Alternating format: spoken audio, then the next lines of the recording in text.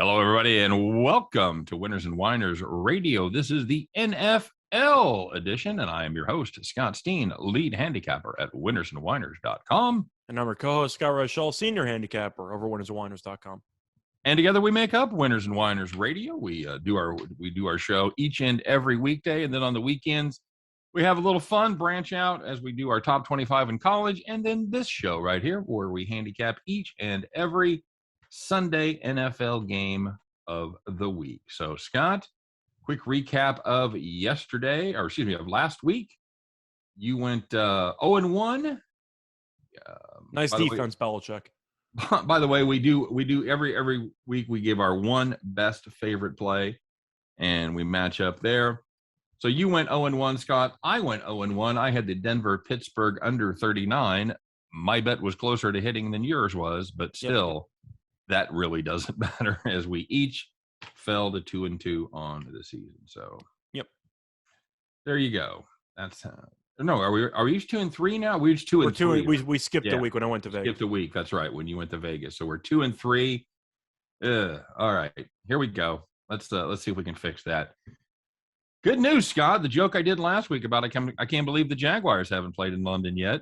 Well, it's no longer relevant because they're playing this week. How about the Dolphins and Jags over there in merry old London? Is this one at Wembley? Do you know?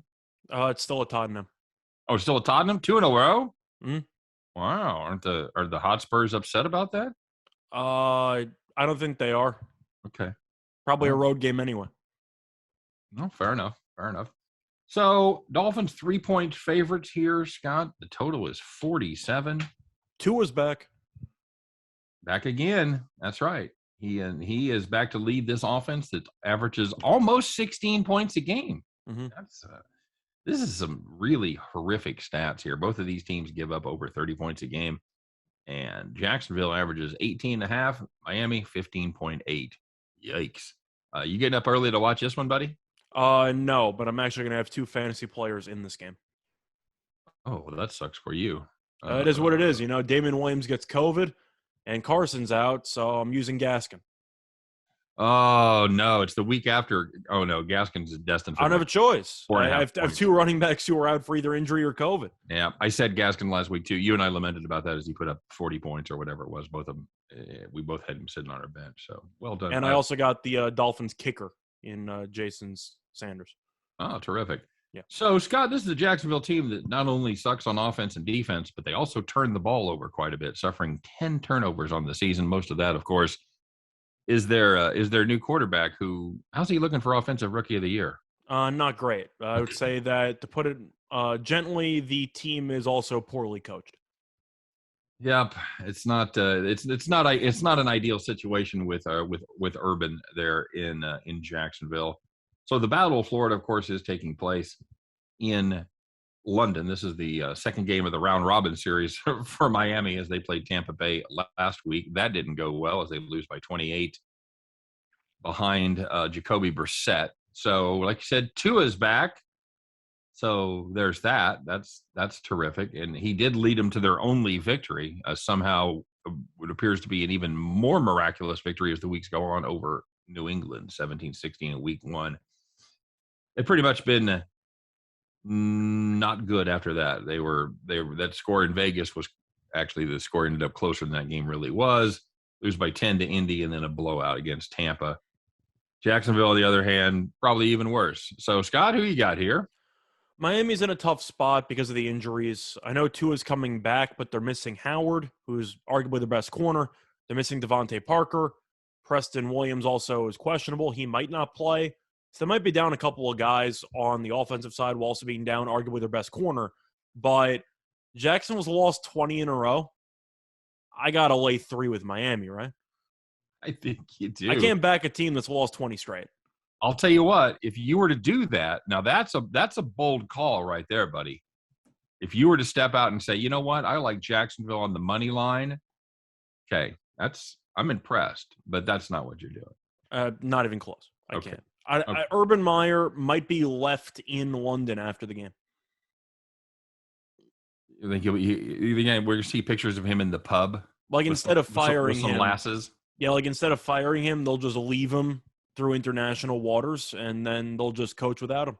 They still lock people in the Tower of London. Maybe that's a good place for They him. might. I don't know.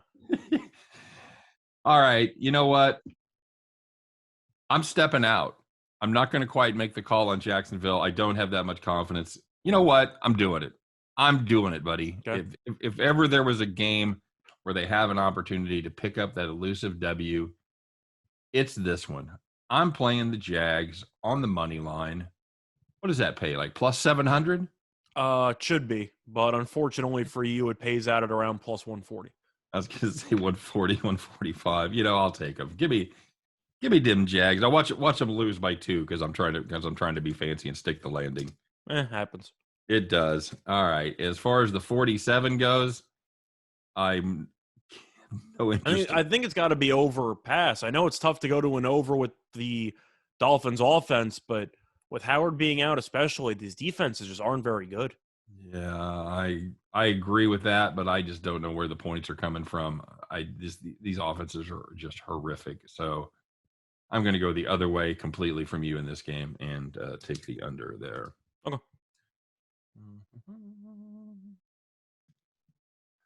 All right, we're off to a start, bud. As you and I disagree on both sides of that one. Yep.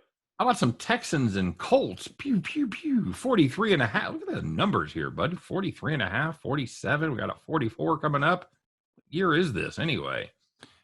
Texans acquitted themselves pretty well against New England last week. Belichick was able to pull his magic out of his hat and defeat the rookie, of course, but took New England everything they had and a little bit of help from the Texans in that one. Now they're laying that. Now they're taking 10 from the Colts. No. The Colts burned me last week. I was on the right side of that one. I'm still not convinced. Give me the Texans plus 10. I'm looking at 10.5. I'll take the 10.5 with Houston.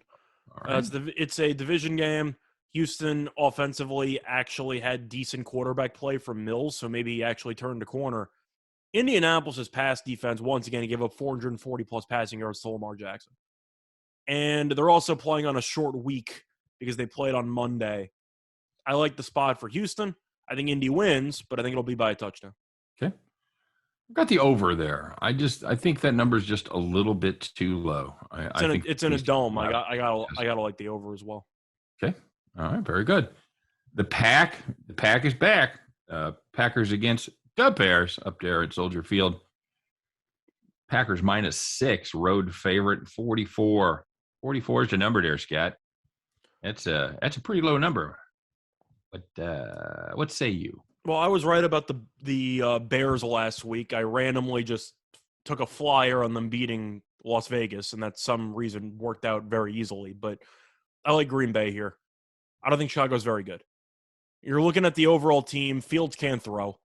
He had 111 passing yards in the last game against the Raiders. They want to run the ball. That was a massive improvement, though. Yeah, the issue that you run into is that this team wants to run the ball with their quarterback, but their new starting running back has COVID, so they have Khalil Herbert, and that's basically it. Yeah. So I question the depth. The defense, of course, is solid, but we know Rodgers will always find a way against the Chicago team to score at least a couple of touchdowns. I don't feel that confident in Fields. I'll take the Packers winning by at least 7. Yeah, this Packers team, after that opening day loss to New Orleans, when Rodgers apparently told them once again to RELAX, everything has been hunky as well as dory as they've won and covered 4 straight. I see no legitimate chance that the Bears have, even though the Bears have won and covered 3 of their last 4. Not exactly a rogues gallery there as they've snuck past Cincinnati, Detroit, and Vegas. Again, remind folks, Scott, against Cleveland, how many yards passing did Fields have? The whole team had numero uno. 1. I believe he had like 60-something passing yards. But anyway, I think it was sacked 7 times. Yeah, something like that. So 1 net passing yard against Cleveland. Again, he put up 109 last week after 185 at Detroit. I got no. That's just not going to work. You've got to be able to throw the ball confidently to keep up with Green Bay. That's not going to happen. If you can't run and you can't throw, I'm not really sure how this is going to work out for him. Oh, yeah, I am. not well. Give me the Bears -6, or give me Green Bay -6. As far as the total goes, 44. I have to like the under because we both made the argument the Bears are not going to have a fun time scoring. Yeah, no, it could easily be 35-3, and you still cash this ticket. It could. I'm looking at something like 24, 27, 10, or 13.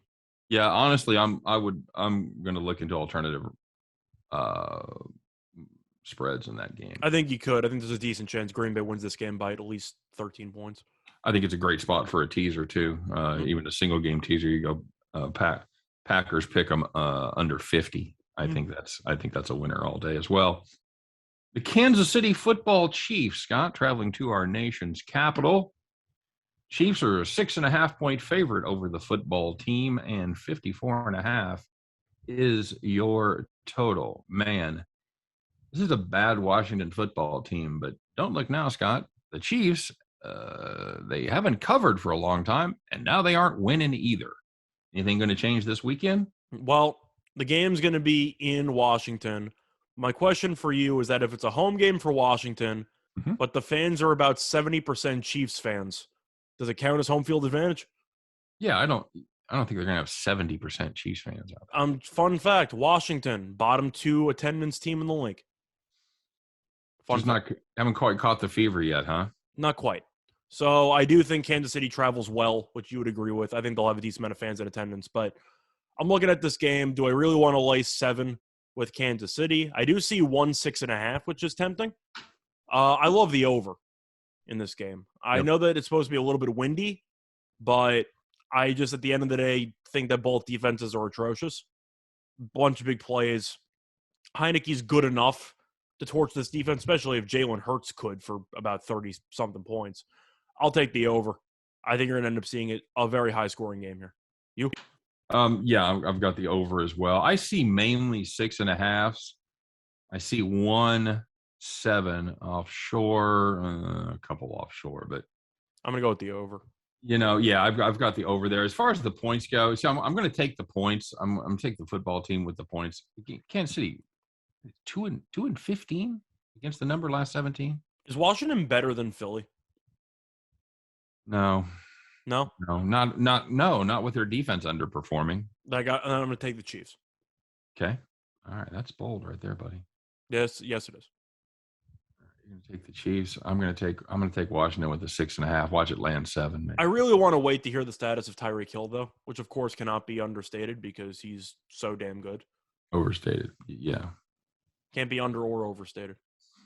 Got to just mention it. Yeah, is he going to play? Have there been any updates, or is he still questionable? I haven't seen anything. From Chiefs Twitter today that's come across that indicates.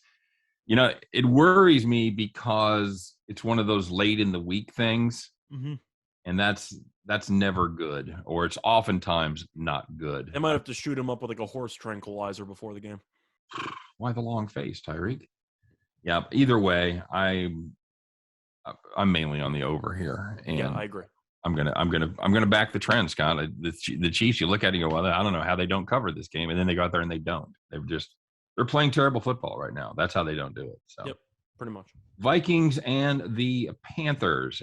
This game is going to be at Charlotte. Vikings 2.5-point road favorites over the Panthers. 46 is your number. McCaffrey out again. McCaffrey's out still, or again, however you want to put it. Is Dalvin going to be back? Yeah, he's probable. Okay. I don't know why my injury stuff on my grid won't come up here. I'm having some kind of issue. Anywho. Sure, even if Cook was out, Madison's done a great job filling in. I don't mind that. It's not Hunt and Chubb, but it's a decent 1-2 combination. I think it's an underrated 1-2 combination. I'll go along with you there. Which Panthers team is going to show up, or what is this Panthers team really about, Scott? Are they the team we saw earlier in the season where they played the lockdown defense, or is that starting to catch up with them a little bit here lately, and are they getting exposed? Well, they've had injuries. They're missing Horn, who's one of their best corners. Of course, McCaffrey helps them control the time of possession. With all that being said, I'm taking Carolina on the money line. You know that every show I try to give out one or two underdogs I like on the money line.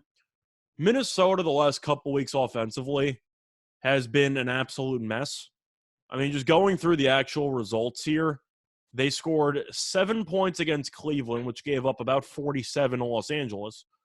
And they scored 19 against Detroit. Not ideal. Also, No. I just have serious questions about Kirk Cousins, especially with a pass rush.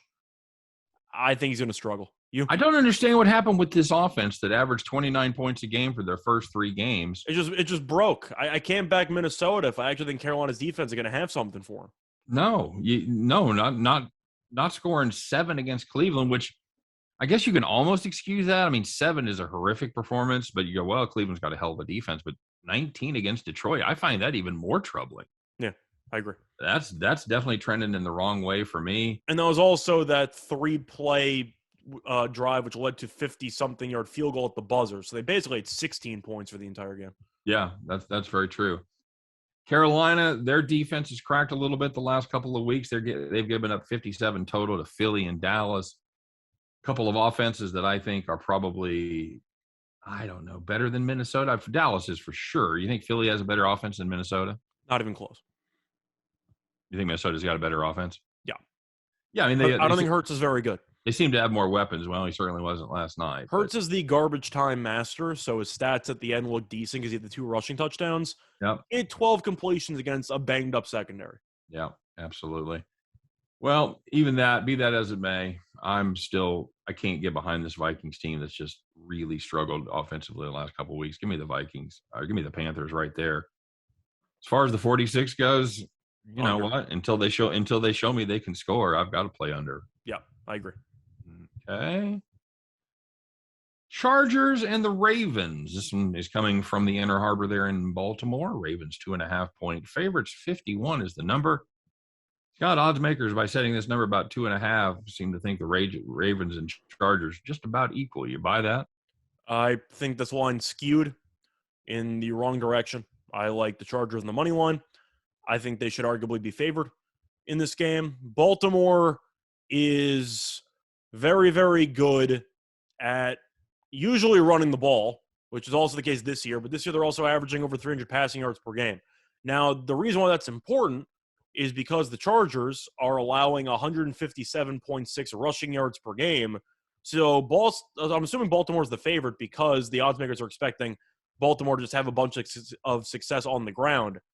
But the Ravens are also allowing 315 passing yards per game. And Herbert's a lunatic. Give me the money line with the Chargers. Yeah, no. This is you touched on it. You got so close. This Chargers rush defense, 5.6 yards a carry, Scott. I just don't like Baltimore on a short week playing Monday night, going back to face off against a really good Chargers team.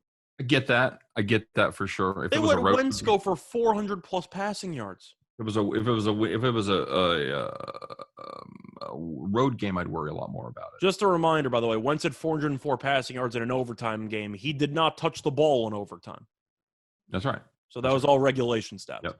Baltimore had the ball first. Yeah, Chargers. I like the over in that game, by the way. Chargers 4-1 against the number. Just 1-4 to the over. That didn't scare you?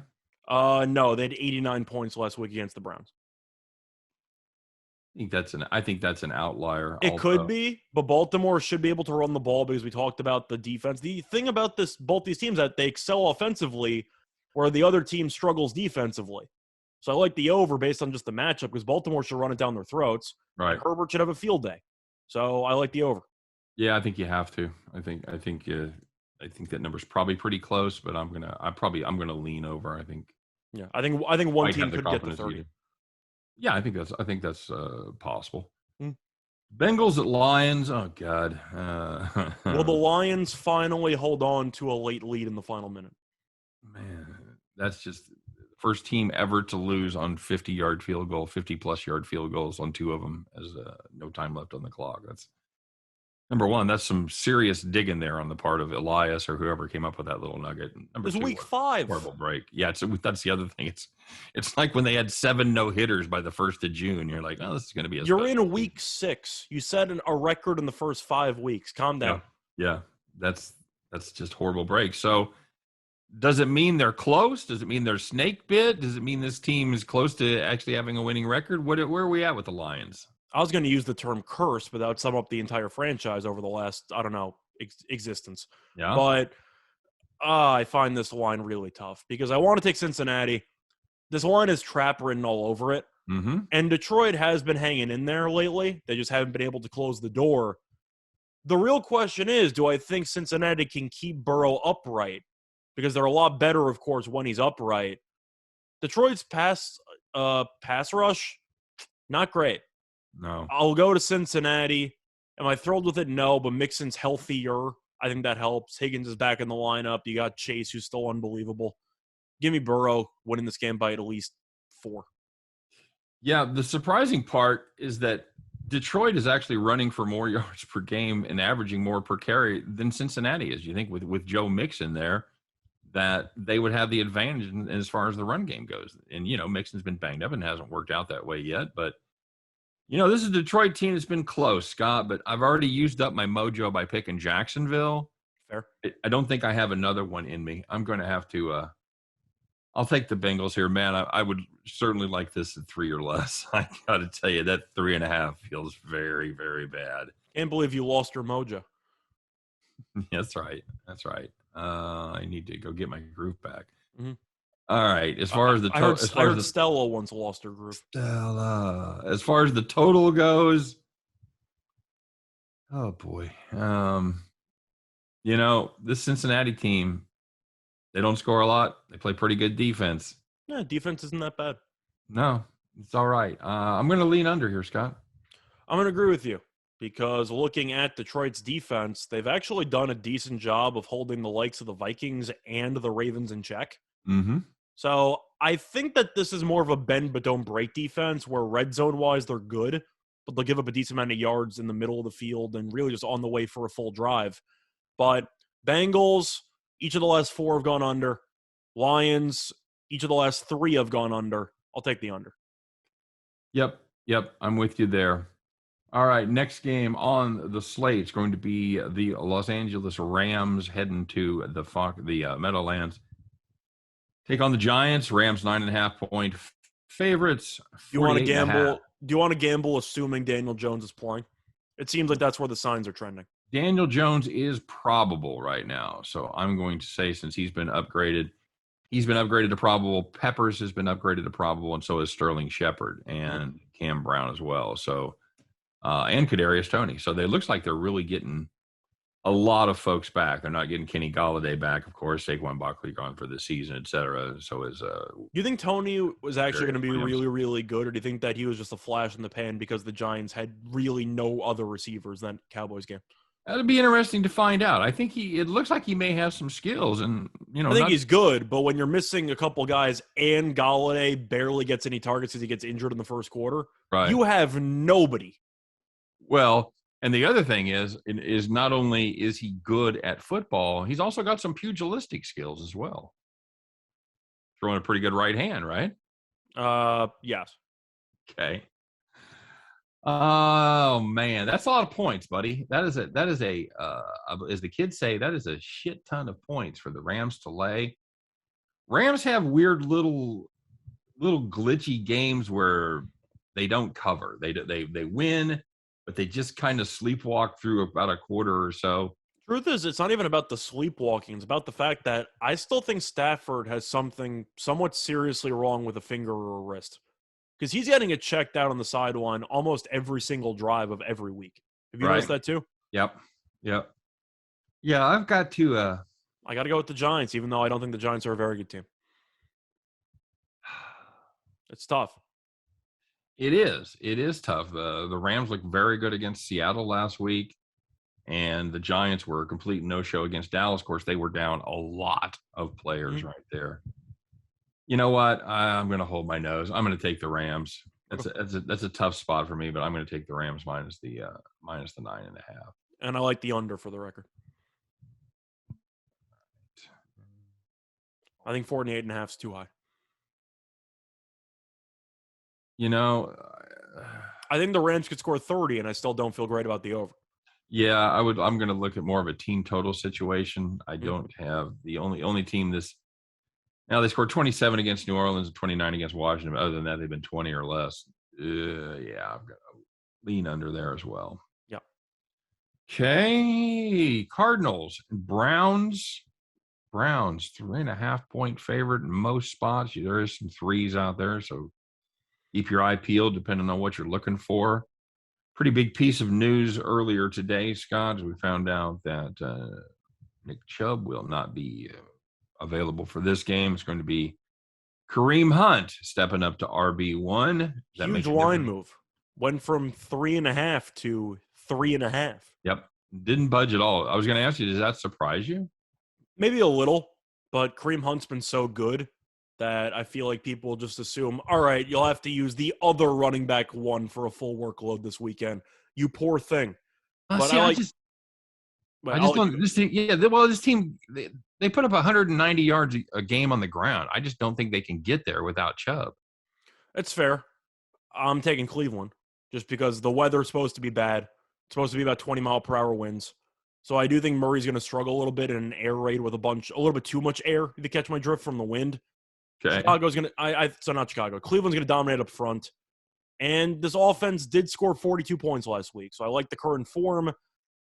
I mentioned the unranked team being favored against the ranked team in college all the time. You have a Browns team that's favored against an undefeated team by 3. I'm going to lay the 3 with Cleveland. I was going to ask you if that actually came into play. If that's if you use your same strategy as the unranked team at home. Well, I'm sure if people were looking at the actual card, either on an actual grid or you're looking at a newspaper, and you see Arizona undefeated, I'm curious what the spread is, and you see Browns minus 3.5, that's going to be easily the shadiest line of the week, don't you think? I do think that. The thing that surprised me about this Cardinals team. They got COVID issues too, by the way, because Chandler Jones is most likely not going to play. Yeah, and I was going to say how well they've played on defense. They're giving up just 19 points a game. That's good for 7th in the NFL this season. That Browns offensive line, though, against a defensive line with no Chandler Jones, that's probably going to suck for Arizona. There's some road graders. No question about it. But we'll have to see because this is a Browns team that's hard to run on. They give up about 76 yards a game on the ground. Arizona not good against the rush. They surrender 5.5 yards per carry, 140 yards a game. I think Hunt goes for over 100. I wonder what his total is. Like I don't know if you want 88.5. the rushing yards for the total or the all-purpose because he can really just do everything with more snaps. Yeah, he's a great third down back as well. Having said that, you know what? I'm ride or die with the Cardinals. Give me the Cardinals on the road plus the 3.5. I'll take that. I'll put you on the other side there. I actually see a couple threes. I'll take the -3. Okay. Yeah, there are definitely some threes out there. All right. I'm not changing it, so remind me. I will remember that because I want the 3.5. As far as the total goes, 49.5. Expecting that offense, I think this has been juiced because of the Browns' performance last week against the Chargers. Would you agree? I like the under anyway, just because I mentioned the wind. If it's 20 miles per hour and you think that Arizona, who's an indoor team, is going to struggle in, I don't want to say freezing environment in Cleveland, but it's definitely colder than Arizona. Let's put it that way. Yep. With the wind outdoors, I do think Arizona's offense will have some issues, and Cleveland's going to want to control time possession. I'm going with the under. There are charts out there available, and it's really interesting. It shows you for every 2 miles an hour increase in wind velocity, the percentage of games that hit under the total, and it's just like that. Starting at 10 miles an hour is really where it matters, and it going up exponentially. So a 10-mile-an-hour breeze or 20-mile-an-hour breeze on game day is something to certainly keep an eye on. I'm just looking at the seeing what we've got here. So yeah, you're gonna have 54 degrees, maybe 60 by game time in that neighborhood. 20-mile-an-hour winds out of the west northwest. That's not gonna be good. Yeah, you got to play the under there. Yep, I agree. Raiders at Mile High or Invesco, whatever the hell that is. There, it's not Invesco. What is it?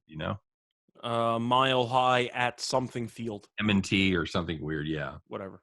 The Raiders and Broncos. Broncos -4. 43.5 is the number. Scott, remember back when these teams were undefeated, sitting atop the AFC West? Good times. Yeah, God, that was so long ago. John Gruden was still a respected member of the coaching fraternity. So he was still in the Ring of Honor for Tampa. He was still get the crane, the crane. Broncos 4-point favorites, 43.5 is the total. There might be some 3.5s if you look hard out there, and it might behoove you because I want no part of this Raiders team right now. So for this one, I see a 4.5 available. And I know the Raiders have a big distraction with Gruden. I know the team isn't playing that well, but I'm going to hold my nose and take the points. Okay. It's mostly just because Denver has defeated a couple of teams that stink. Yeah. Beat the Jets, beat the Giants, beat the Jaguars. Tomato cans. That's it. Now, I'm going to say that if you want to just look at Vegas, this team isn't amazing offensively, but I do think that when it's rolling, it's definitely above average. I think it's a pretty good unit. But Denver, with Bridgewater and company, they really just don't wow you much, and I do think the Raiders will score enough to hang in with a Denver offense, which I don't really think is very good. You? Yeah, I'm the other side. But I think you understand where I'm coming from. It's a low total anyway. If I'm doubting Bridgewater's ability to actually generate long drives, then I kind of have to like the Raiders, don't I? If I think it's going to be a low-scoring game. That's one way to go about it. I don't think the Raiders contribute much. They just I like the under in this game anyway. The running game for Vegas is just horrific. Well, it's because Jacobs, you assume, is going to be injured by week 2. And I'm not sure how much of a difference maker he is. Well, compared to the backups, I think he definitely helps. Well, I mean, you signed Kenyon Drake. He's been a complete non-factor. That's true, but who's the other cat? Of course, they had Peyton Barber, who had 100-something yards. Right, and then he's hurt. Yeah. So I don't know.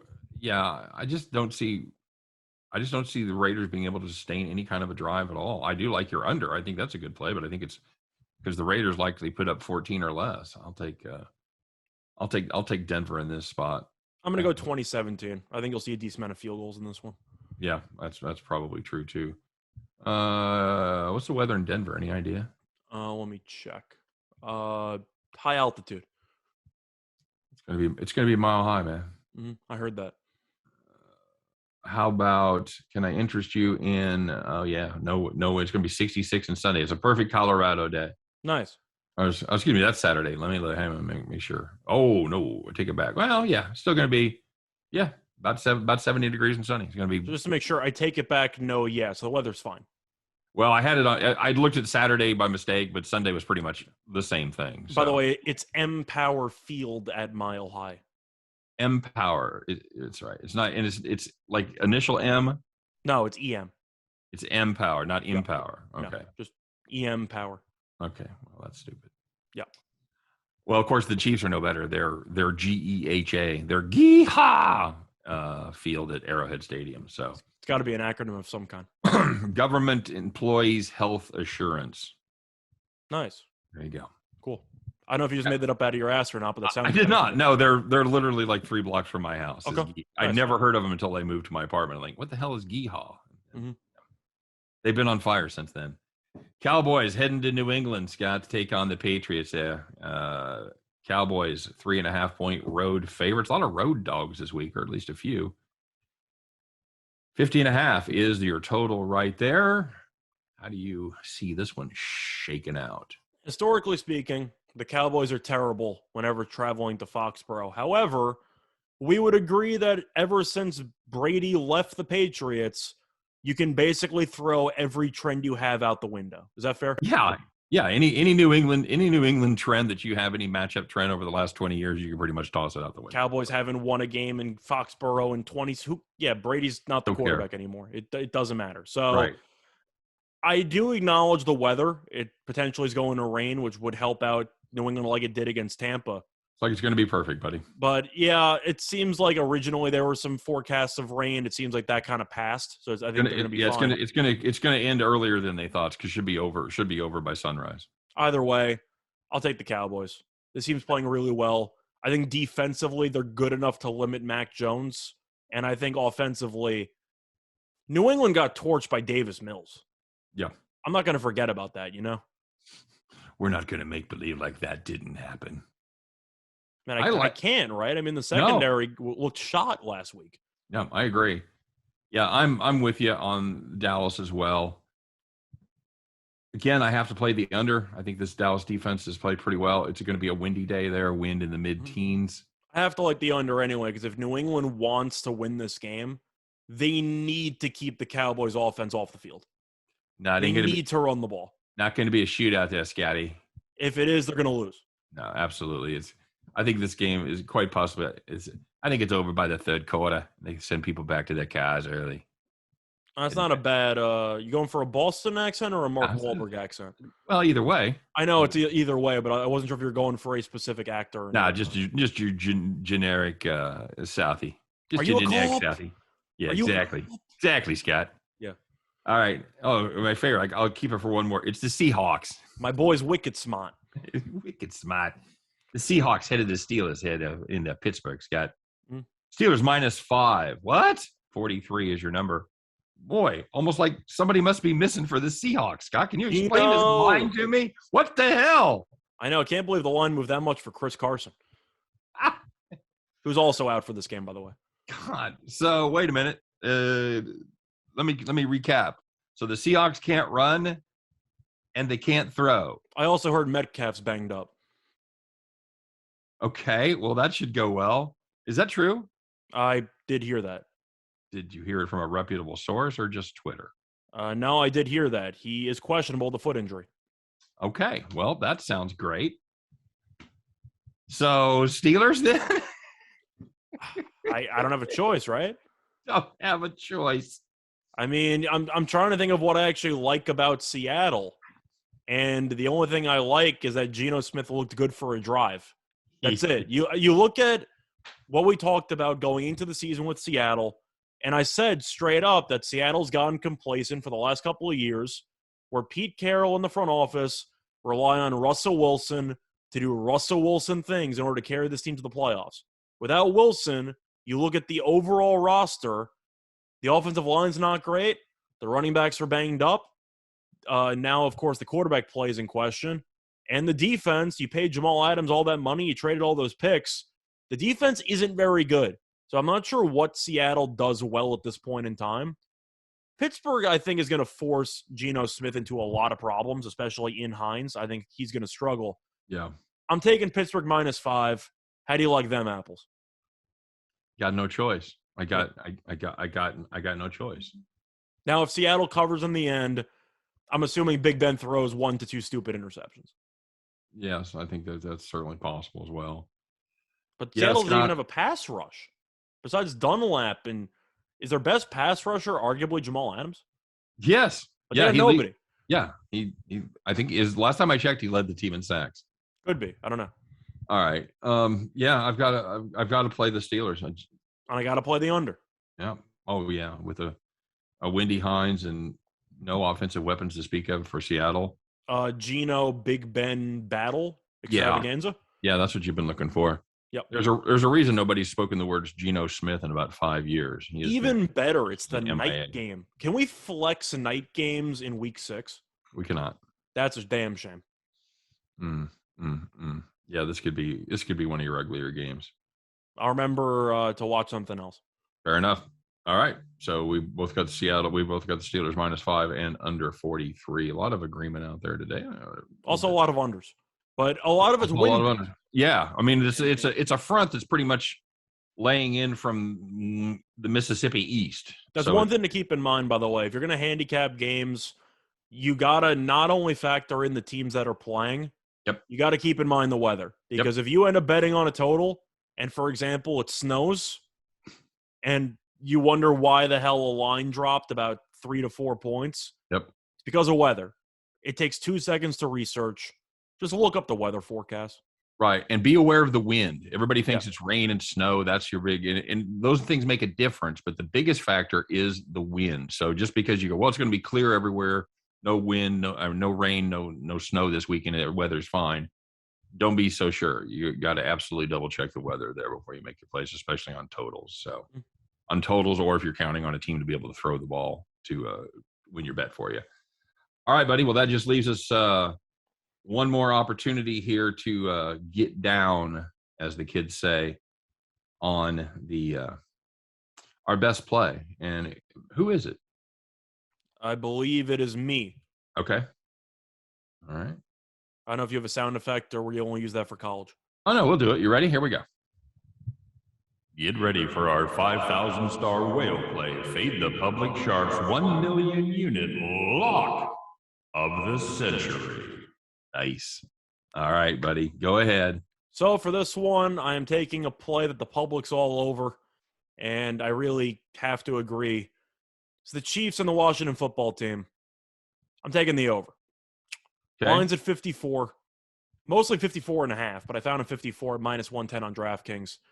The Chiefs are allowing 32.6 points per game. They're allowing the most yards per play in the history of the sport. Washington is allowing 31 points per game. This team was supposed to have a good defense. It does not. It has one of the worst in the league. And I'm looking at this Kansas City team. I know Hill's a bit banged up, but I do think he's going to end up playing. Just personal hunch. But the Chiefs are in a situation where the defense is useless, but the offense is great. And Heineke's been pretty good. That defense, though, is a mess. But you're just going through the actual games here. They gave up 30 points to Philly. And Philly offensively proved again yesterday when they couldn't exploit a Tampa defense, a Tampa secondary, I should say. You cannot give up 30 points to Philly there. 397 to Hurts in the Kansas City in that game had, I believe it was 7 drives or 6 drives. They had 7 drives. They had 6 touchdowns and an interception. You think Washington's going to force many punts in this game?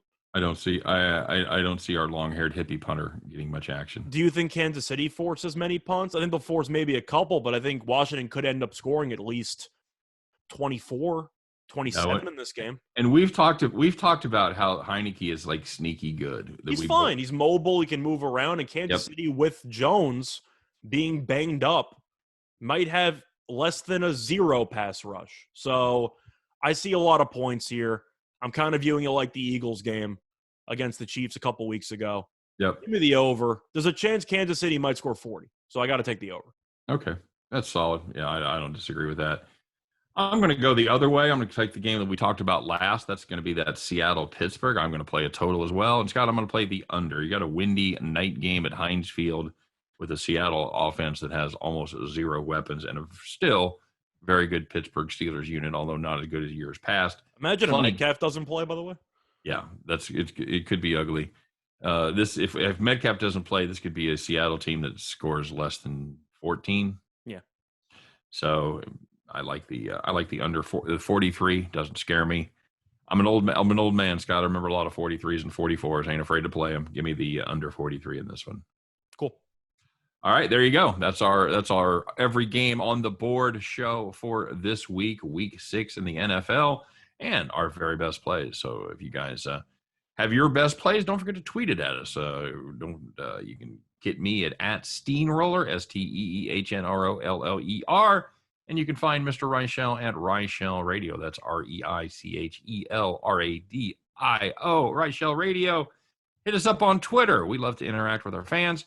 And as far as this show goes, it's over. Thanks very much for checking us out, for myself and for Scott. You guys have a great weekend. Good luck on all of your plays. And, come back and check us out. We'll see you Monday on Winners and Winers Radio. Take care, everybody.